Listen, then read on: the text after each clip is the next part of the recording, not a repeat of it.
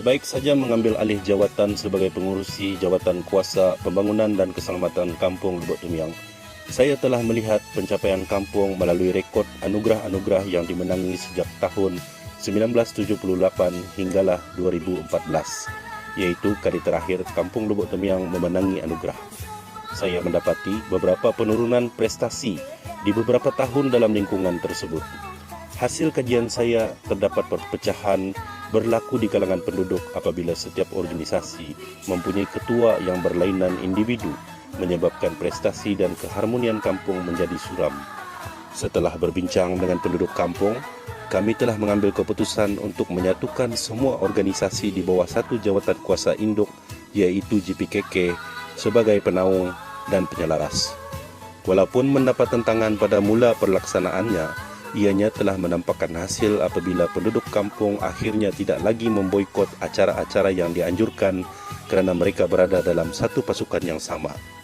Hasil perubahan ini, kami telah memenangi tempat kedua dalam pertandingan Anugerah Ilham Desa Peringkat Kebangsaan pada tahun 2021. Pada tahun 2020, negara telah dilanda bencana pandemik COVID-19. Saya telah menyertai sukarelawan Prevo bersama beberapa belia kampung untuk membantu kerajaan menangani masalah COVID. Pada kesempatan tersebut, saya telah menggunakan beberapa organisasi seperti Pertubuhan Peladang, Rukun Tetangga, Jawatan Kuasa Masjid, Kelab Belia dan JPKK sendiri untuk menyelaras bantuan kepada seluruh penduduk kampung. Dalam kempen vaksin, saya juga memainkan peranan penting dengan menggalakkan penduduk kampung agar mengambil suntikan vaksin sehingga Labuan menjadi negeri pertama yang mencapai imuniti kelompok. Selepas bencana pandemik COVID-19 diisytihar sebagai endemik, saya mula menekankan pembangunan ekonomi penduduk kampung.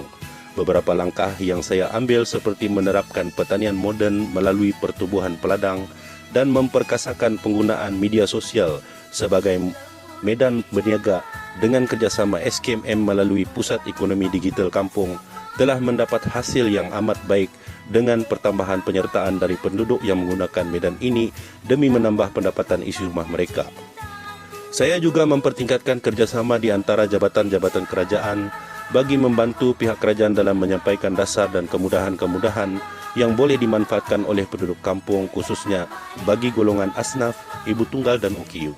Pada masa yang sama, saya telah mengaktifkan Kelab Belia dengan membuat program-program sukan dan kursus-kursus bagi membantu mereka bangkit kembali daripada trauma akibat pandemik di mana banyak di antara mereka yang kehilangan pekerjaan dan pendapatan.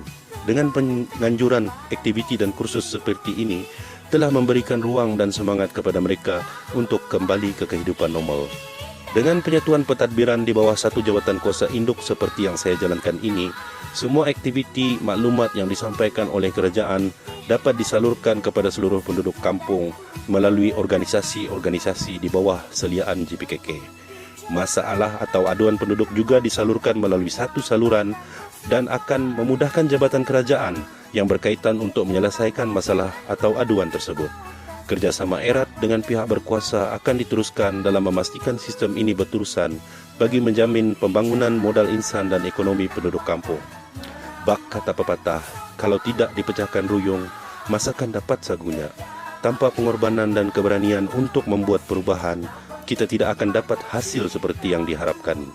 Akhir sekali daripada saya, terima kasih kepada Kementerian Pembangunan Luar Bandar, Perbadanan Labuan dan Kemas Labuan kerana menganjurkan program ini agar dapat menjadi cetusan semangat kepada kami dalam mentadbir kampung ke arah kejayaan. Assalamualaikum warahmatullahi wabarakatuh. Salam keluarga Malaysia.